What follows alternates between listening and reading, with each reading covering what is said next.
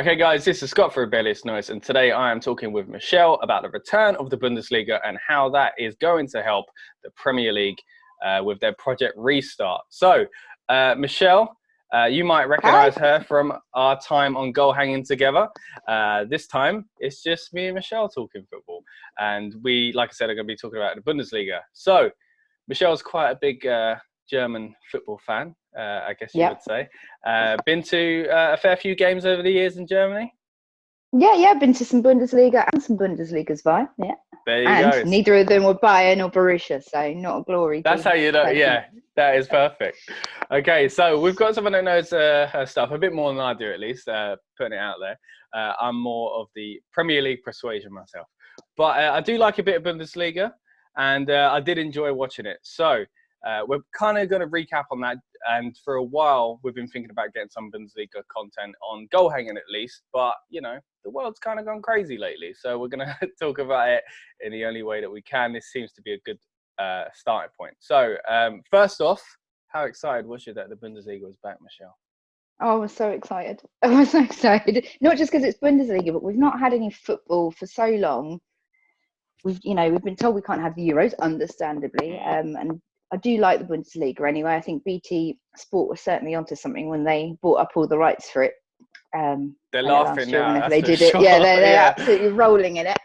So yeah, it was really exciting, and I got to spend my weekend in my favourite way on the couch in front of the TV, just scanning through the sports channels, which was really good. That was exactly. I've been watching so much of Euro '96 relived. ITV have been doing some of the old cup finals, and I've really enjoyed that as well. But just live sport, I put something. Well, you don't know what the outcome's going to Exactly, be. yeah. We all I know love how the watching. Euros ended.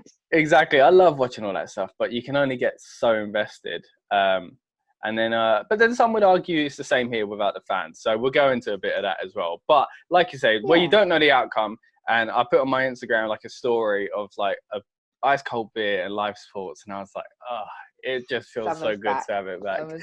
Exactly. Yeah. So, all right. So first of all, we'll talk about some of the action in the Bundesliga, and then, like I said, we'll talk about how it will we'll go in between, I guess, how it will affect the Premier League coming back, because that's surely on the horizon.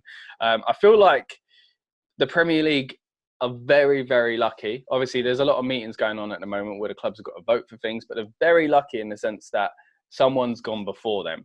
I personally think it's still too soon for both the Premier League and the Bundesliga. All right, I'm not in Germany. I don't know exactly how they're dealing with things, but the world just seems like we're not quite ready. But saying that, I enjoyed watching it. And as long as the right precautions are taken, but I just don't know how much they can do that. So we saw face masks. We saw no fans. Even to the point of, was it the Union Berlin manager couldn't be at the game, I think because his father-in-law passed away. So he broke quarantine. So now he would need, and 2 tests as well to give him the all clear. So there's going to be a lot of that with the Premier League. There's surely going to be players who have, people at home that are vulnerable and things like that. It's going to be really interesting because I don't want to go on a political rant, but the 2 countries have dealt with the pandemic very differently.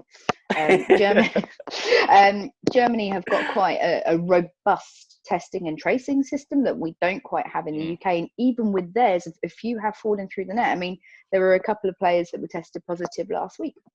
And a couple of games couldn't happen this weekend because squads were put back into quarantine. If I'm being honest, I agree with you. I don't think we're quite ready in the Premier League. I don't think we've got the systems there just yet. But it was really interesting just seeing players not hug each other to celebrate a goal and kind of air-fiving and like just touching elbows as they were kind of making substitutions. Really different and really strange. Quite like the fact those of you that can speak German would have heard some quite fruity language live on BT Sport. Yeah, see, I was wondering.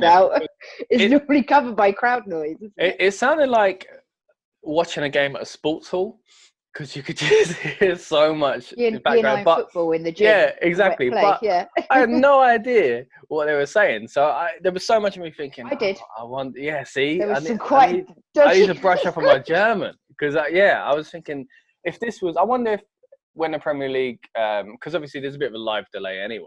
I wonder if when the Premier League comes back to TV here, they'll use that button. And maybe they just weren't thinking about it because they thought people can't understand.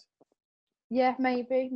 I think, I don't know. I mean, in rugby, for example, if you use bad language towards the referee, you can get a card. I don't know that much about rugby. Are the Premier League potentially going to look at revised rules around conduct because of live feeds and things like that? Or yeah, maybe they'll just stick to a 30-second delay or whatever it is and edit it out. There's talk of some stadiums potentially piping in crowd noise as well to add to the atmosphere. Yeah, I mean, we all know Tottenham do that anyway, but you know. I do find that quite strange. I mean, okay, so let's talk about some of the things that we've seen over the weekend as far as like replacing fans, right? So first off, I know Cologne Ultras were apparently quite against it. They dumped a sofa outside the ground, didn't they? Something about against ghost games, I think, because apparently in Germany they call them ghost games, whereas we just call them, I guess, behind closed doors. You know, the Cologne goat was not allowed in the stadium either. They have a live goat as a mascot, and he wasn't allowed in the stadium either. Got to keep them safe. People were not happy about that. I don't know if goats can catch it. Well, I think it's still quite early. It's going to be about a year before we fully realise what's going on with this. But I think Cologne were not happy. Yeah, they weren't happy. I think Frankfurt actually played the song Ghostbusters. Did they? Over the PA, yeah, and also, did you see in South Korea as well, where they used the sex dolls? The sex dolls? Oh man! Accidentally? Yeah, accidentally. How could you not realise what they were? There are some countries where they have been getting cardboard cutouts and fans pay for a ticket and they stick their face to it, which that might be an idea for some of the lower league clubs that are going to really struggle with the income as and when the leagues do start up again. That's a good idea. I think it's just silly to like a visual thing. What I did like though is when I first noticed it in a Dortmund game when when the first Dortmund goal went in, they actually played some singing in the background and chanting with a bit of music. So that I didn't feel was too bad because it was just it was a reaction to a goal and it felt a little bit more natural. Like it pumped up the atmosphere a little bit for the players and for those watching at home, even if they were running to empty seats, you know. So I thought that was cool, but like piping through chants through the game, I just think it's a bit of a silly idea. So I hope the Premier League stay away from that. It's interesting, is it? Because if you think about the home fan advantage, the only team to actually win at home this weekend were Borussia Dortmund. And actually, if you think about the current Liverpool team, Anfield's always been a horrible place to go and play. And even 10 years ago, when they weren't brilliant, people still didn't like going there because the fans are so on top of you. It's the same at Celtic Park and other grounds like that. And actually, I think there are questions around, will certain teams lose their advantage and that intimidation that comes from home fans? For us at Arsenal, let's be honest, the loss of atmosphere is not going to be a big thing. The Etihad as well. But there are some teams like Liverpool, like I think Burnley fans are quite vocal as well, that are really going to lose that advantage. And I think it was reflected in the Bundesliga results from this weekend. And you said this weekend as if I was... This weekend, eh? But you know, there were a few teams I thought would pull a win out the bag, and usually would with their 12th man behind them, and they didn't. So I think it's who do you think was profound effect. Was most negatively affected by that?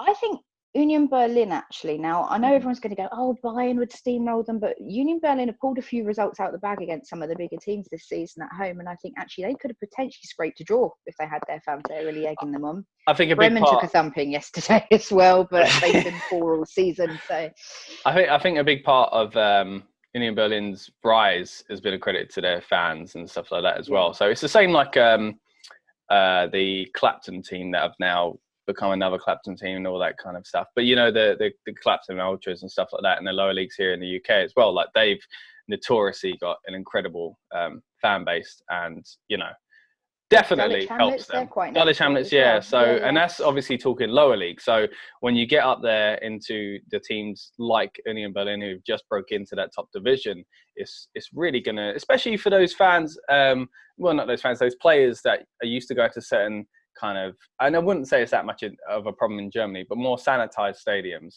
and sanitized kind of fan bases, and then you've got a fan base like that up in your face, I think it is going to make a difference. And I Yeah, think definitely. are trying to underestimate that in a moment because they just want football back, and we all want football back. But look, I'm fine with it coming back. Exactly, I'm fine with it coming back without an audience. There doesn't yes, it is a big part of it. The football culture, that's the reason why we do goal hanging. We love talking about football culture, from the kits to atmosphere to retro video games. We love talking about everything surrounding, from the match day food, everything around the game. But it doesn't take away the fact that the leagues just need to end. And I know we won't get too much into Premier League opinion as far as should they scrap this, should they end the season? But generally speaking, I will say I think they need to end this season, because why are you moaning about next season not being correct when we currently have a season on? You need to end this season. Yeah. It doesn't matter for me. It doesn't matter when it ends. It just needs to end. Yeah, fairly. I mean, there's not that definitive deadline on everyone needing to be fit for the Euros anymore. There are inevitably questions around contracts ending on the 30th of June and the impact that will have to players that are out of contract. But I think it needs to end in some way. Liga, we love to call it that. They've called it a day. Yeah. Scottish Premier League have called it a day. I believe the Dutch have, and I know the Belgians have. It's La Liga, Bundesliga, Serie A, and the Premier League. I mean, I think I'd be surprised if Serie A. The big money makers, the big money makers. But the difference between Bundesliga and Premier League is, I think, whatever league you go to, there's going to be a wealth disparity between teams, always. But because of some of the rules around the Bundesliga, around the 50% plus one ownership through the fans, obviously you've got RB Leipzig and one or two others that have got quite rich owners, like we have with Man City and so on. But it is so much more of a fan-based community, social thing for them. And the fans get an incredible amount of say in how the clubs are run. I mean, we've all been to games. Again, I will name check the Emirates. I love Arsenal, but I've been to lots of Premier League games where games finished, out the building, done. And actually in Germany, they keep the stands open. You can drink on the terraces and things are a bit cheaper, and families go there together. And, all the area outside the ground is kept open for fans several hours after the game. And I think it's also a lot more accessible. Season ticket prices are a lot more reasonable. Individual game tickets are a lot more reasonable. And it's the whole approach to how their leagues are run is very different to how the FA run our leagues. And I wonder if this is a time for the FA to step back and take stock of the Premier League, because let's face it, the money in it is getting ridiculous. It is. And the economic impact is going to have a huge impact on the decision as to whether and how the Premier League and lower leagues move forward. And I think actually now's time to step back and take stock of how the Bundesliga runs things. Do we need to revisit how football's shaped in our country? I went to, a couple of years ago, I went to Leyton Orient versus Forward, and it cost me 23 quid. That's National League football. I went to a Bundesliga game last year for £30. Yeah, it's the priorities are very different in both leagues, and that's why the approaches are inevitably going to be very different, I think. And I worry that the pressure, particularly from some of the more powerful clubs who have lots of financial pressures, I worry the pressure from them to restart it because of economy over fan safety and staff safety is going to be the overriding factor. And I don't think we're ready for it. And that makes me really sad, because I love the Premier League, even though we've had a terrible season. And as much as it hurts me to say it, I think Liverpool do deserve to finish the season and be crowned champions. I'm not convinced we're ready to do it properly, though. Yeah, I think whenever it comes, it needs to be the right time. It can't be rushed. But who knows when that right time will be? But all I know is it's not anytime soon, in my opinion.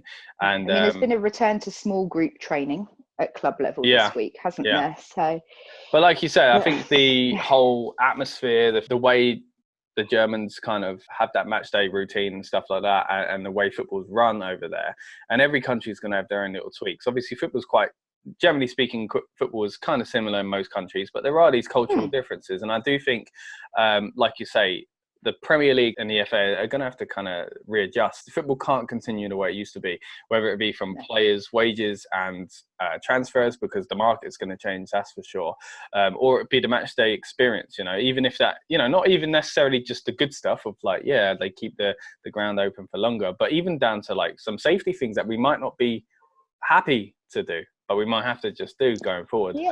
I do want to, I feel weird doing it, but I do want to shout out Spurs here, because The things I've heard about their new stadium, as far as like what you said about how they keep it open, they've got those kind of bar areas and stuff like that, which again, it is kind of moving more to that American model. Like in America, they build, I hate the way American stadiums are built out in no man's land. Like, I don't like that. But in recent years, they've been trying to build complexes around it.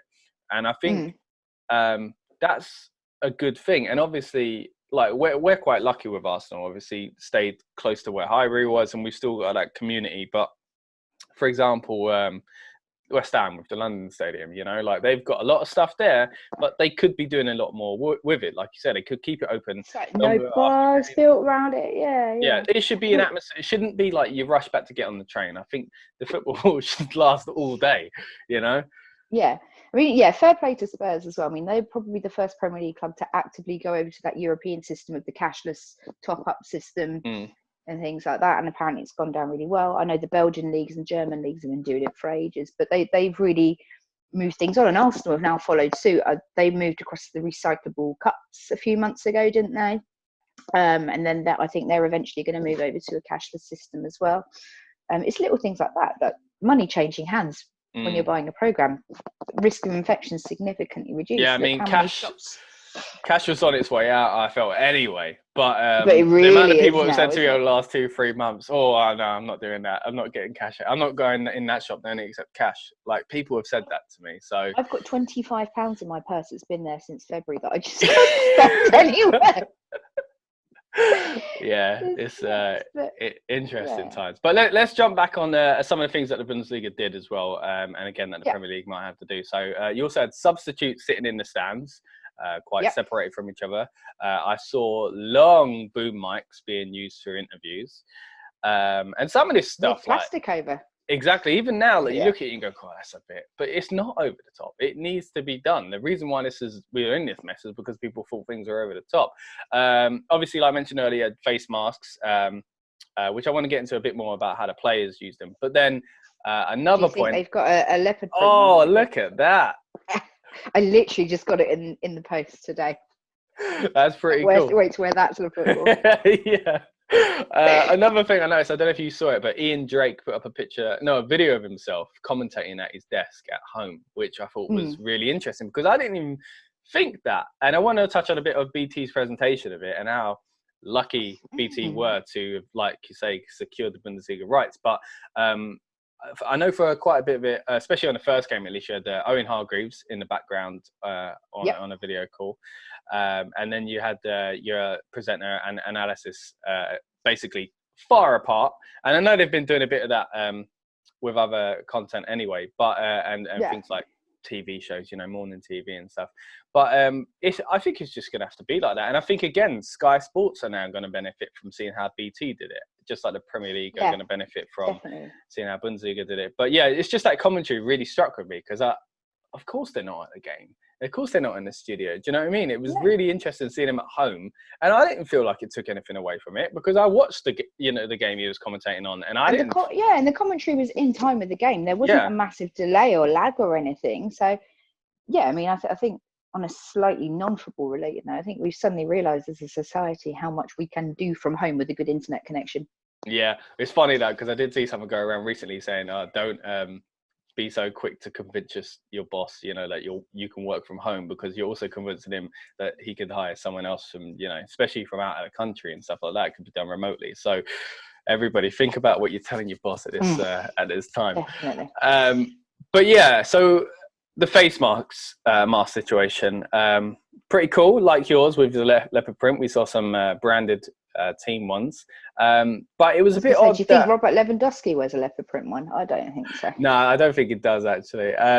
But I did think some of it was a bit silly. They come out with their masks half over their face, some of them, already talking quite close to someone. And obviously different people are going to have different levels of, like, you know, you go down the supermarket and some people, the other day, a guy just knocked into me and I couldn't believe he would do that, you know? So, and then there's other people following the route on the floor to a T, and then there's someone like me who's trying to be somewhere in the middle and forgetting about the things on the floor, but trying to keep distance. So there's going to be people like that in football as well. They're normal people. But I did find it quite weird, and it's the same as like tackles. Do you think there was much difference in play, not just from atmosphere, but from the fear of the virus? I thought the games I thought they all started a little tentatively, and then I think they just sort of went for it in the end. I mean, there were a few bumps in the box and everything.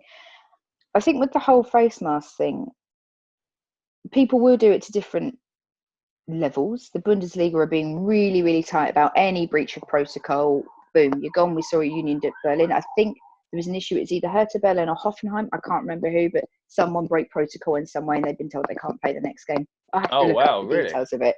Yeah, I might be wrong about that, but someone on Twitter was saying, well, what's the point of them wearing face masks while they're sitting in the stands and taking them off to play? But I think it's about that modelling, that exampling, and I think something some of our Premier League players have shown in the last few weeks that actually, you know, some of them haven't been great social role models. Yeah, exactly. And actually, if they know millions of people around the world are watching them, probably more so than usual, because Bundesliga is kind of the only European league really running at the moment, they have to be seen to be doing the right things. Yeah, it's a mixed thing, because actually, surely if you're running across the pitch breathing heavily, if you've got nothing, you're probably more likely to transmit it that way than if you're just sat with a mask in the stands. You know, it's a bit like when you see runners in public, but it's incredibly difficult to breathe with one of those masks on. And I wonder if companies like I read something Nike about and Adidas. Someone, yeah, I wouldn't be surprised. Maybe they'll develop a breathable mask or something. Yeah, because I did see something about someone recently going for a jog, I think, and they their lung burst, I think, or collapsed lung or something like that because of it. Because these are things that we've never really thought about. You know, you're trying to be safe with the mask. Going on that point about, you know, they're running, because you know there's going to be people out there saying, oh, what's the point in them sitting there in a mask if they're doing that, right? Now, I do think there needs to be something. This is why football probably shouldn't even be going on until the virus is gone, to be fair. But if it's gonna, then wear it on the bench, you know, the so-called bench, because, you know, I'm sure we've all felt over the years when you're standing there talking to someone and they spit and you try and ignore it, you know, and you feel it and you think you're not even that, you know, that close to me. And I felt that, you know, we've all felt weird, like sneezes from someone really far away and been, oh, that touched my arm, and you're really far away. So, you know, it's worth it, because people really don't think about, you know, coughs and sneezes. They really don't. It's really interesting, though, that I noticed none of them were wearing gloves, and they can't stop every 20 minutes to wash their hands or anti-bac or anything. So I wonder, I mean, I know it's not good for the environment at all, but actually, should they be made to wear rubber gloves up to the elbow? Because they will inevitably grab and shirt pull and move people in the box when corners are being taken. That could be an extra precaution. I guess the argument would be is that they've done all the testing, so therefore... Yeah, maybe they should just wear full bodysuits. Hazmat suits. Hazmat suits with their number on the back. Yeah, I mean, I think at the moment it's mandatory testing for everybody across the club, staff and players, twice a week, I think.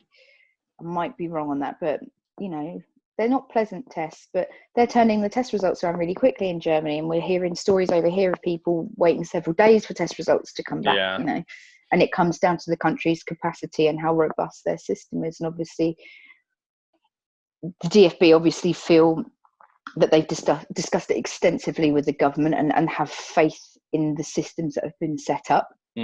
Would our FA bosses turn around and say they've got faith in Matt Hancock and Boris Johnson's system right now? I don't know if they would. I think that's it. You look at it and you think football is worldwide, but then you realise all these countries have completely different scenarios and protocols and things like that. Going back to the world's desperation for live sport and excitement, I did see a few people kind of put it down and be like, oh, there's no atmosphere, so therefore. But I just, you know what, the reason why I watched so much of it, like I watched the basically, I think pretty much all the games covered on TV, as far as like, and some of them just background watching. But I just thought, you know what, come Wednesday, Thursday, when I'm bored, and I think I could do with some live sport, I'm going to be like, you know, I wish I did watch that game, you know, so I thought I'm just going to get out of the way and watch them.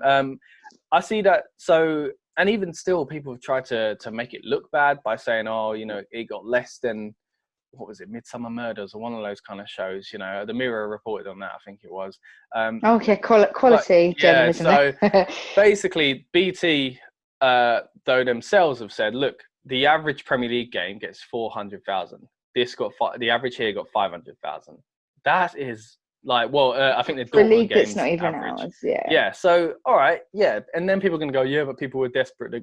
But that's the point, you know. So The thing is, as well, though, the Bundesliga's also been very, very good this season. It's not been Bayern completely dominating with Borussia Dortmund chasing them. It's actually been a 3-4 horse race, and that top four has changed week on week on week for the majority of the year. You know, Borussia Mönchengladbach have just suddenly appeared out of nowhere. You got Union Berlin, who everyone thought were just going to be relegation fodder, actually really fighting out potentially for a Europa League spot if they play their cards right. It's actually been a really exciting league to watch this year.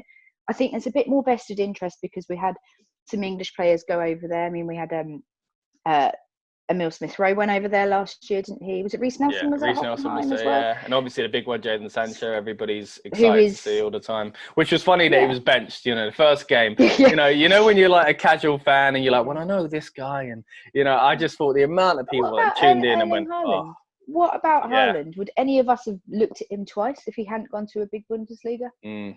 That's true, yeah. You know, and actually I think it's been a really good world stage for some of those players this year. You know, Lewandowski, a lot of people don't put him in the same bracket as your kind of your Suarez, as your Messi's, your Ronaldo's, your Griezmann's, though he's not been great for the last couple of years, your Neymar's. But actually, statistically on paper, he's one of the best in the world, you know, and I think it's given the Bundesliga's had a lot more exposure and seems to be picking up momentum this year anyway.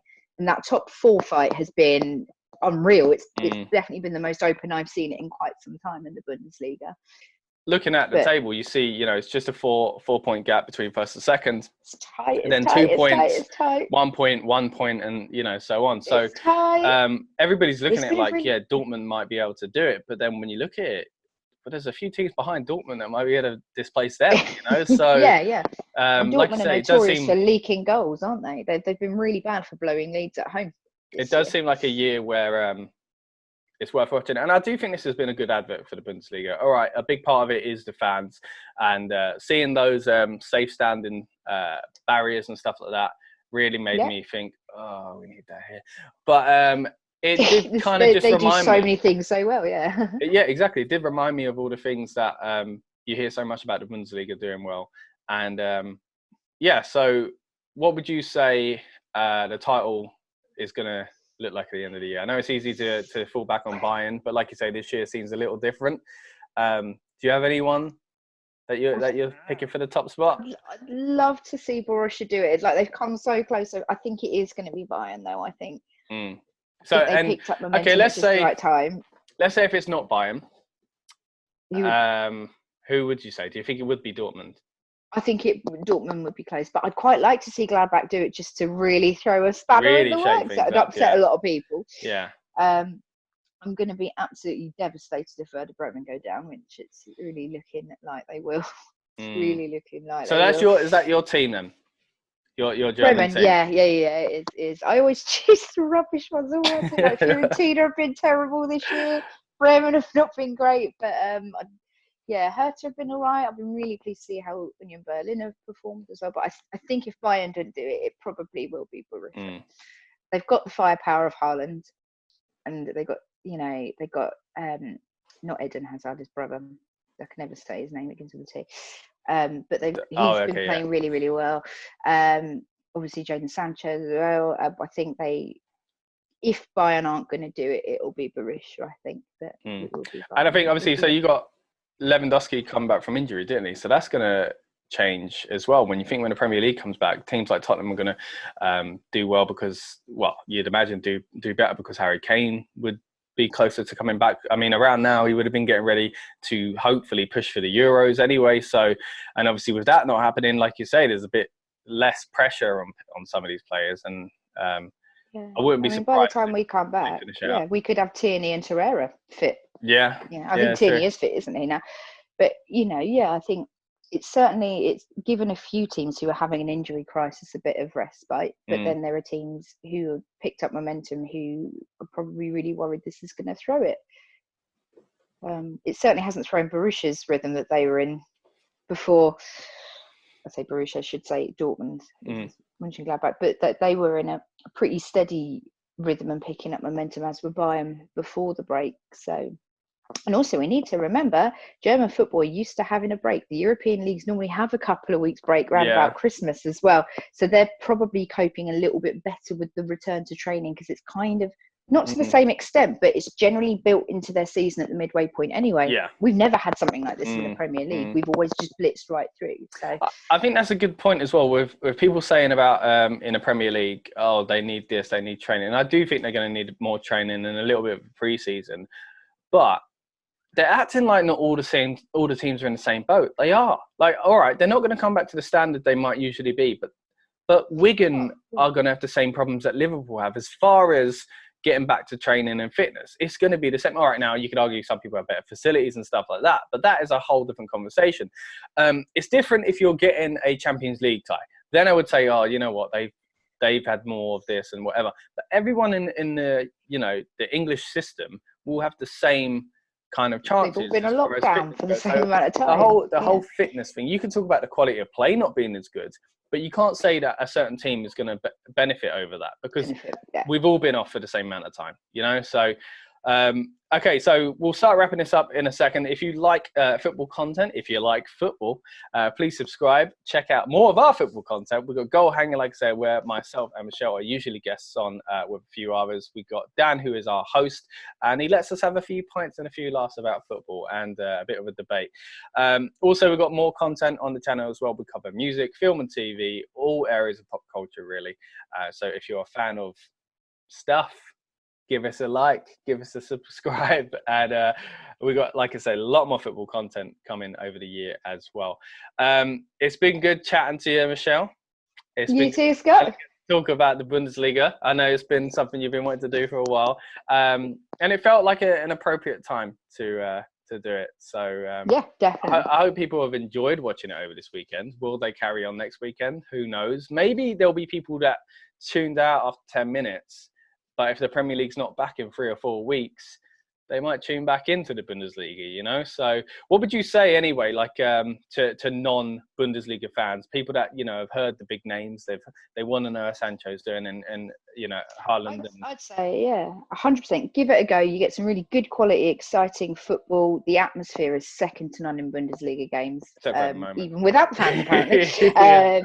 But give it a go. And also, if you just want to look into the ethics of it in terms of how community and socially based they are, it's always a really good place to start, and might make you think twice about watching the Premier League, actually. Yeah, I love the Premier League, but it should make us ask questions of our own leagues. Like we always see these leagues in the background, and we know stuff about them. Like I know about the famous yellow wall. I've heard some good things. I want to go in the wall. I want to go in the wall. Yeah, so you see this stuff, but there will be nothing like actually experiencing it, and nothing like actually diving into, like alluded to there, the culture around German football. So I think this is a good time to do it. I've always wanted to, like, even when you mentioned before, I was talking about it on Goal Hanging, I thought, that'd be good, because I'd like to brush up on the German leagues, So this is a good chance, I think, for people to do it, so that and it's a good advertisement for the Bundesliga, so that when normal life somewhat does resume, people are already hooked. They've already got their favourite German team. They've already got their favourite youngster that they're watching rise through the ranks, wanting to dislodge a veteran. So, I think it's all good for the Bundesliga, as long as everybody stays healthy. Yeah. And hopefully we'll have news about the Premier League soon, but hopefully it's not a rushed return. Anyway, once again, thank you, Michelle, and thank you everyone for watching. And hey, tune in next time where we'll be talking more about football.